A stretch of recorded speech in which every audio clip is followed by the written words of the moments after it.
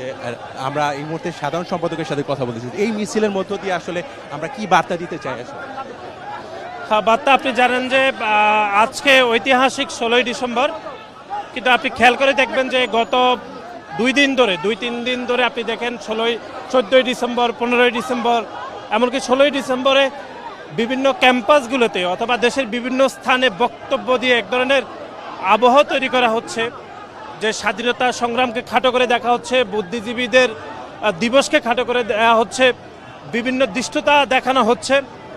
সুতরাং আমরা মনে করি মহান মুক্তিযুদ্ধ আমাদের জাতীয় জীবনে যে এরকম একটি গুরুত্বপূর্ণ দিন, সেটাকে সামগ্রিকভাবে এক ধরনের খাটো করার অপচেষ্টা চলছে। তার প্রতিবাদ এবং এই বিজয়ের উদযাপনের জন্য আজকের এই বিজয়ের পতাকা মিছিল। অসংখ্য ধন্যবাদ। আমরা একটু সভাপতির সাথে কথা বলতে যাচ্ছি যে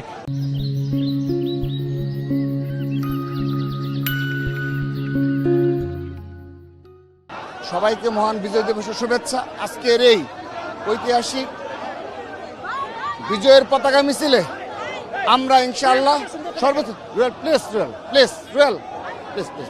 আজকের এই ঐতিহাসিক জাতীয় বিজয়ের পতাকা মিছিলে মাধ্যমে যারা রাজাকারদের পুনর্বাসন করতে চায়, সেই ধরনের রাজনীতি উপহার দিতে চায়, আমরা তাদেরকে লাল কার্ড দেখাচ্ছি।